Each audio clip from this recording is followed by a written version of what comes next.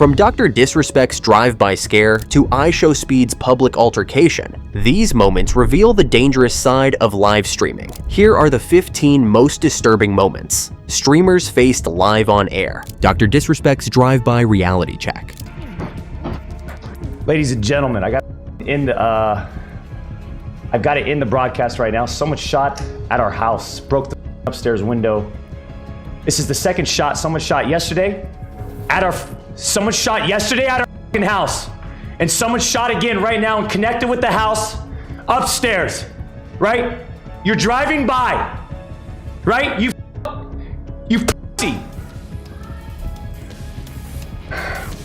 I gotta stop the stream. Dr. Disrespect, decked out in his iconic mullet wig and reflective sunglasses, doing his thing until he's not. September 2018, mid-stream, his mood shifts in a heartbeat and he bolts off screen. Why? Because someone thought it'd be fun to turn his family home into target practice. Yup, a drive-by shooting. Not once, but over 2 consecutive days. You can't make this up. The stream cut out abruptly, leaving viewers to fill in the blanks with frantic speculation. The invincible gaming persona cracked, and for a brief moment, we saw the human behind the swagger. No one was hurt, thankfully, but let's not gloss over the psychological fallout. Dr. Disrespect's larger-than-life character couldn't shield him from the terrifying reality that fame paints a bullseye on your back and your front lawn. The aftermath? A shaken community that suddenly realized the price of their obsession. Fans and platforms alike had to grapple with the toxic cocktail of fandom, where admiration and entitlement blur, sometimes disastrously. When Doc returned, he wasn't just back for the intensity, speed, and momentum. He came armed with a message. We've got to do better. Boundaries, people. Asmongold's verbal landmine. That's pretty much, I was a piece of shit. I'm sorry. I don't know what else to say. And so, actually I do know what else to say. I don't like making apologies because I think words don't matter. But I do think changed actions and changed behaviors do. And so you can take my apology as hopefully better content.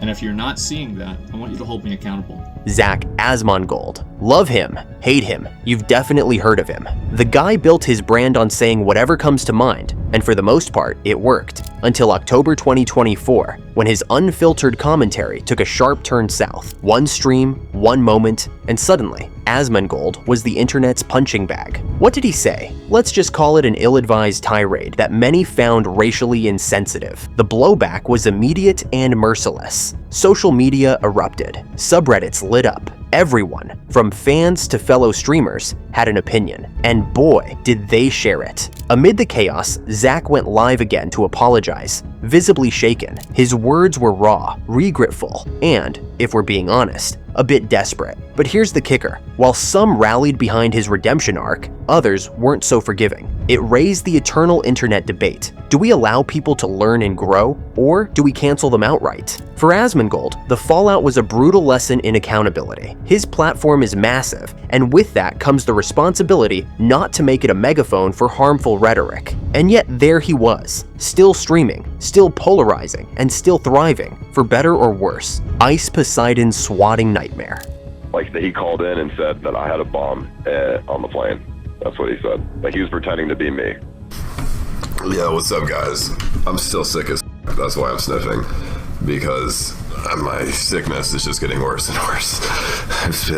This is a very stressful day today, so that did not help my cold whatsoever. That made me, I feel like double, it made me feel like double.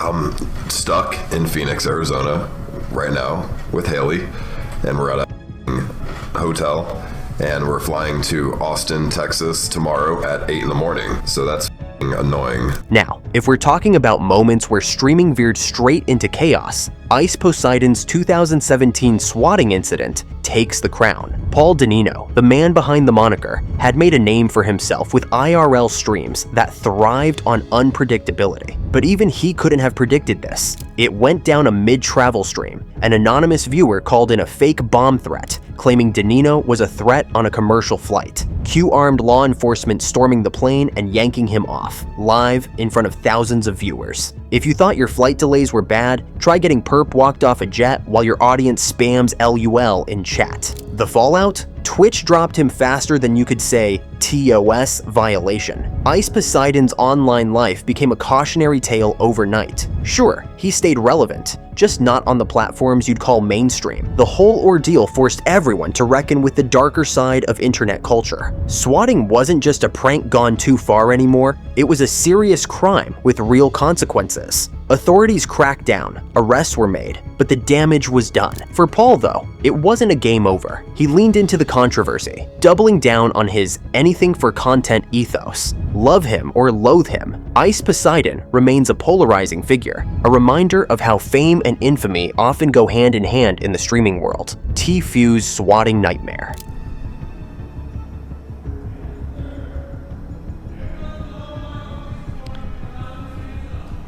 What? I'm here.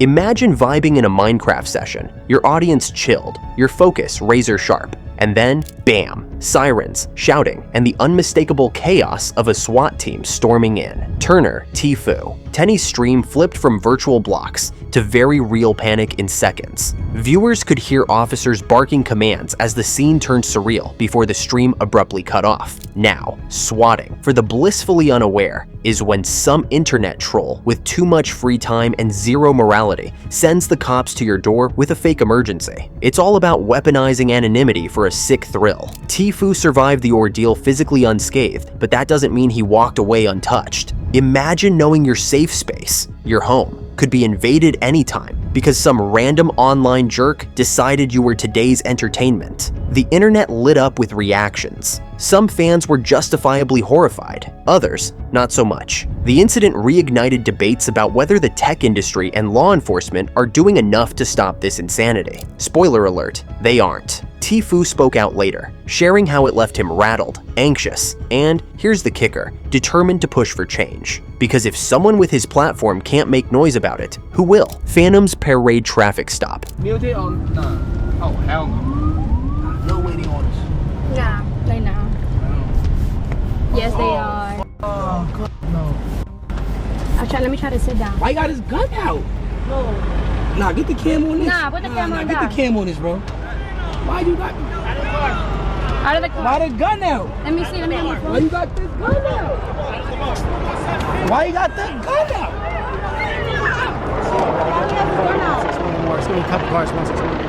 Roberto Phantom, the streamer who's all about community vibes and Bronx pride. During a live stream at the Dominican Parade, a celebration of culture and togetherness, he found himself in the last place he expected, staring down a cop with a gun. Yes, that actually happened. What started as a routine traffic stop escalated faster than anyone could type WTF in chat. Phantom's audience watched in real time as things got tense. Dangerous even. The energy was electric, and not in a good way. The fallout? Massive. The stream became a flashpoint for discussions about racial profiling and how creators of color often navigate a world stacked against them. Phantom's reaction afterward was a mix of raw emotion and brutal honesty. He called it out for what it was: terrifying, unnecessary, and deeply personal. His fans rallied, sharing their own stories of similar encounters, and suddenly, his stream wasn't just entertainment, it was a platform for advocacy. That's the double-edged sword of streaming the real world.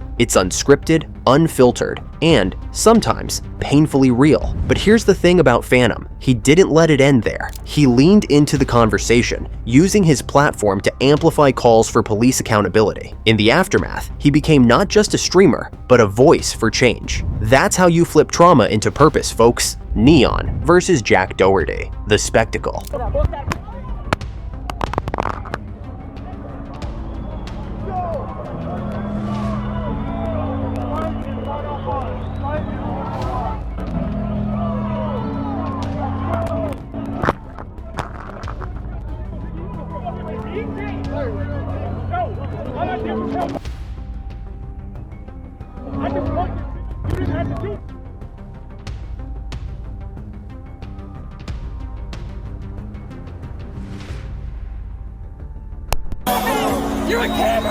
Finally, we arrive at Neon and Jack Doherty's not-so-shiny moment. Picture this: a bare-knuckle fighting championship event in Florida, the air thick with machismo and pay-per-view energy. Enter these two streamers, armed with egos the size of the arena. Words were exchanged, angry, spit-flying, vein-popping words, and then fists. Oh, the fists. Security scrambled as the fight exploded into a full-blown spectacle, and you better believe every smartphone in the place was aimed at the chaos. By the time the dust settled, the internet was ablaze. Was it real? Was it staged? Did we just witness the ultimate clout chase? Opinions flew faster than the punches, with some calling it reckless stupidity, and others hailing it as content gold. Here's where it gets murky. Sure, Neon and Doherty's antics landed them in hot water, temporary bans, some harsh words from the streaming community, but it also gave them a boost in the algorithm. Love them or hate them, people were talking about them, which in the content game often equals success. But at what cost? When does the line between performance and reality blur so much that it's indistinguishable? And what happens when the fallout is more than just online drama? These incidents highlight an uncomfortable truth about streaming culture. The constant pressure to outdo,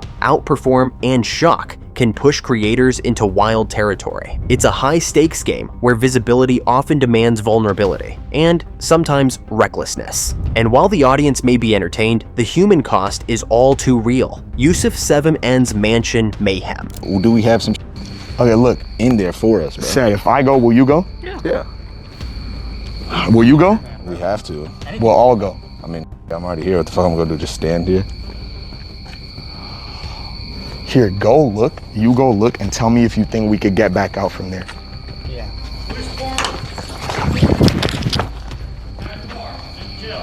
Sorry.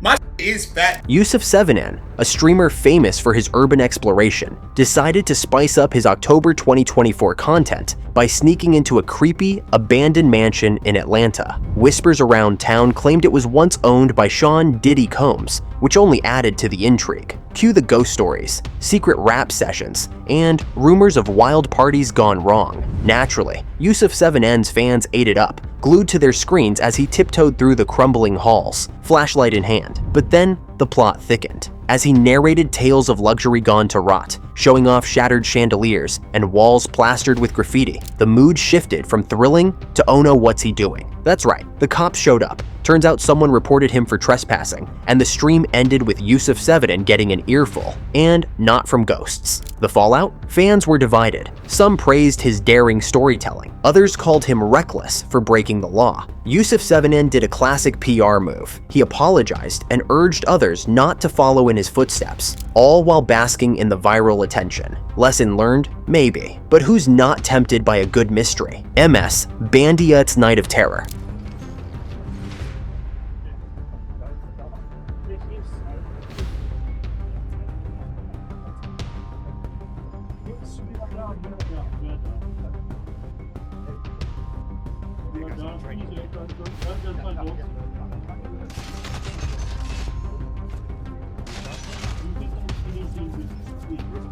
Imagine sitting down to watch your favorite streamer, only to witness them get robbed live on camera. That's exactly what happened with South African streamer MS Bandiat. It started as a regular gaming session, laughs, banter, the usual, then chaos. Intruders stormed in, leaving the audience stunned. At first, people thought it was a joke, but when MS Bandiat was dragged away from his desk, the horror became very real. Viewers could only watch helplessly as the stream abruptly cut off. The robbery was a gut punch not just to MS Bandiat, but to the streaming community at large. The incident underscored a grim reality. Streamers, especially those flaunting their success, are easy targets. Fans rallied, offering support and donations, but the damage was done. In the aftermath, MS Bandiat turned his nightmare into a cautionary tale. He spoke openly about the dangers of oversharing online and the need for better security measures. Platforms even started talking about adding emergency signals for live broadcasts. While the robbers got away with the loot, MS Bandiat's story became a wake-up call. Fame has its risks, especially in a world where privacy is increasingly rare. Jay Kirky's real-life horror show. Denk mo into the big one for this week, we've got quite a scary situation coming from that of the streamer Jay Kirky, where he had some intruders break into his house while he was live. There is a post on Reddit explaining this situation with the title, UK streamer house broken into live, threatened with machete and gun.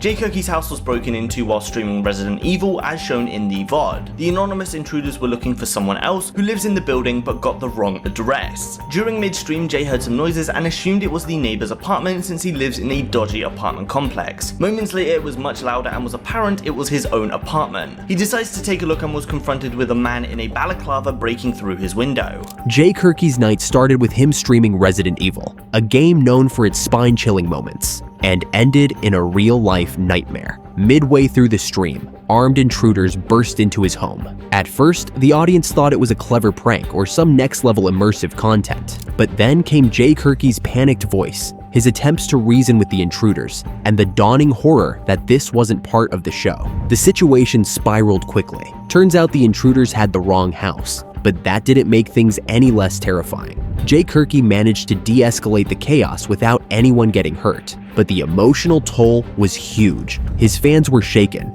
and the media jumped on the story, turning it into a headline-grabbing spectacle. Post-incident, Jay Kirky opened up about the experience, emphasizing the importance of home security and cautioning fellow streamers about unintentionally revealing personal details. His transparency struck a chord, sparking discussions about streamer safety and the darker side of live content. Despite the trauma, Jay Kirky's story became a rallying point for better safety measures and a grim reminder of how real the risks of streaming can be. Satuyay's London Showdown.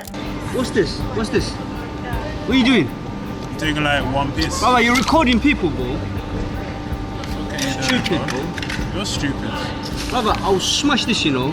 On my Don't touch life. You're my shit. recording people, bro. What do you mean I'm recording? Dumb, bruv. You're recording people, bruv. Don't do that, bruv. You record your own people who make fun of what on video here. On fucking here, what you're doing, whatever you're doing here, bruv. Bro, don't touch my.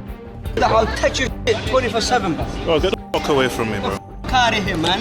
IRL or Too Real. You're strolling through the buzzing streets of London, trying to capture the magic of city life for your thousands of followers, when suddenly you're in a standoff with a random stranger. That's exactly what happened to Satya, a Twitch streamer known for his IRL escapades. One February evening, his good vibes turned sour when a passerby decided they didn't appreciate being part of his live broadcast. The stranger's anger boiled over, accusing Satya of trampling on their privacy. Cue the chat going wild, half demanding he stand his ground, the other half screaming for him to back off. With cameras rolling and tempers flaring, Satya made the rare choice to retreat. Post-drama, Satya hopped back on stream to unpack the whole ordeal, reminding his audience that public spaces don't mean open season on people's lives. He walked the tightrope between entertainer and ethical human being, a balancing act that left the streaming world debating. Where do we draw the line? IRL content thrives on spontaneity, but is it worth the blowback? Satya's reflective take was clear. Respect first, content second. But let's be real, we all know another streamer is out there pushing boundaries for clout as we speak. Pigoo's nightmare call, when trolls go too far. If you thought things couldn't get darker, enter Albert Lee, aka Pigoo.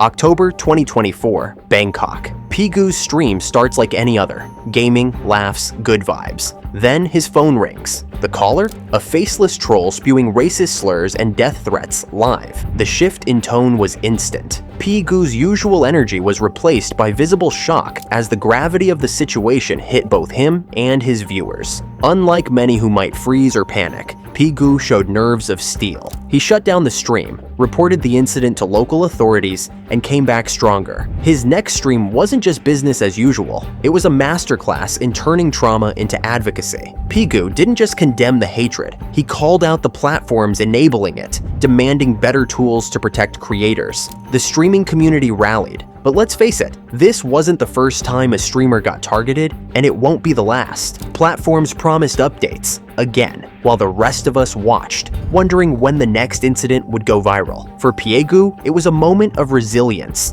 but it's a chilling reminder of how quickly the internet's ugly side can surface. When a viewer becomes a stalker, the Trisha is a birdie incident. 야, 이거 뭐야? Who are you? 야. Let's go. Excuse me, do you see my house?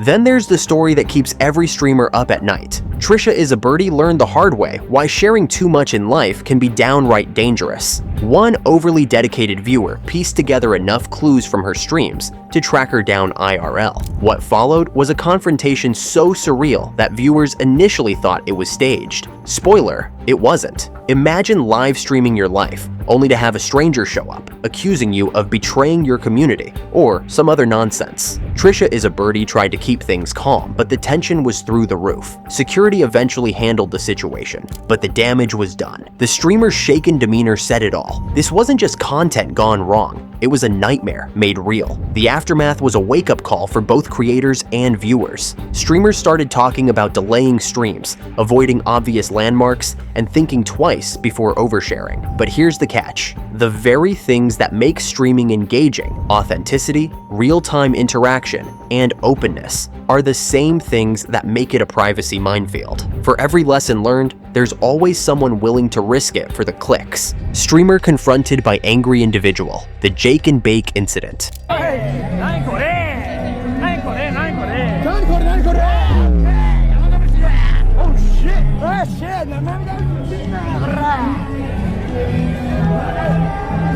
guy's a Yakuza, dude. Someone clip that and DM me on Discord.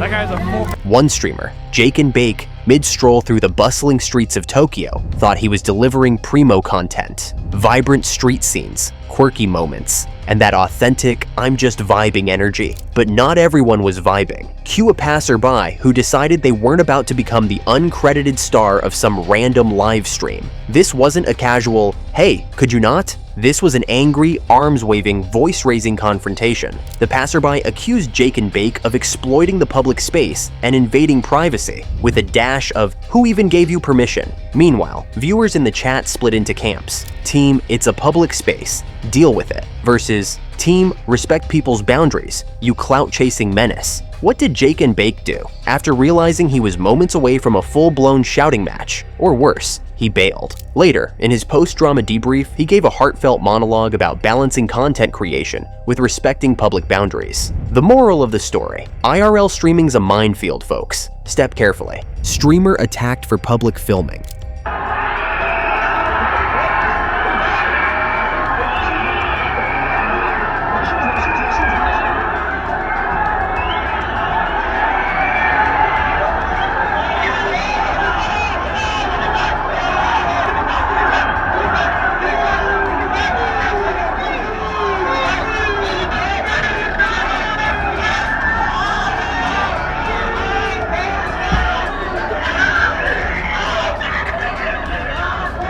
Some moments on IRL streams go from awkward to terrifying in seconds. Case in point, iShowSpeed's innocent day of sharing his urban adventures turned into a literal fight-for-your-life scenario. He was chatting away, walking through a crowded area, when someone spotted the camera and lost it. The individual stormed over, demanding Speed stop recording immediately. The streamer, probably trying to keep things light for the chat, explained he had every right to film in public. Big mistake. The next thing viewers saw was chaos. The passerby lunged at Speed, cameras tumbled, and audio turned into a blur of shouting and scuffling. The aftermath? Minor injuries for iShowSpeed and a police report filed, but the real scars were emotional. The streamer, in his Here's What Happened stream afterward, got candid about the unpredictability of IRL streaming and how being live doesn't mean you're safe. This incident became a wake-up call for the community to rethink safety measures. Suddenly, everyone was talking about discreet recording,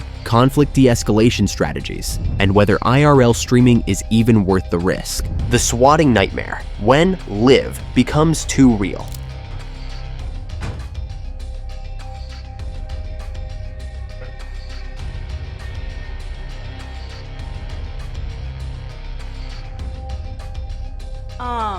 I'm gonna turn the stream off now. The very nice officers are in the house.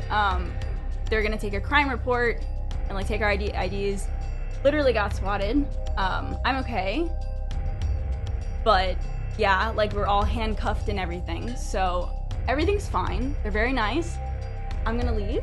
If you thought things couldn't get worse, let's talk about swatting. It's one of the darkest, most dangerous pranks in the digital age, and horrifyingly common for streamers. Ali Estraza, a well-known Twitch streamer, discovered this terrifying reality firsthand. In February 2022, what began as a regular stream for Ali Estraza quickly spiraled into chaos. Mid-stream, viewers suddenly heard loud banging and commands from police. Ali Estraza's expression shifted from confusion to panic as officers stormed into her home, weapons drawn. Why? A malicious individual had made a fake emergency call, claiming a serious threat at her address. The harrowing event played out live, freezing her chat in horror. Ali Estraza and her family were handcuffed as law enforcement swept through her home, searching for non-existent threats. Thankfully, no one was physically harmed, but the emotional and psychological toll was immense. Later, in a heartfelt statement, Ali Estraza recounted the trauma of being treated like a criminal in her own home, all because of a cruel prank. The incident sparked widespread outrage,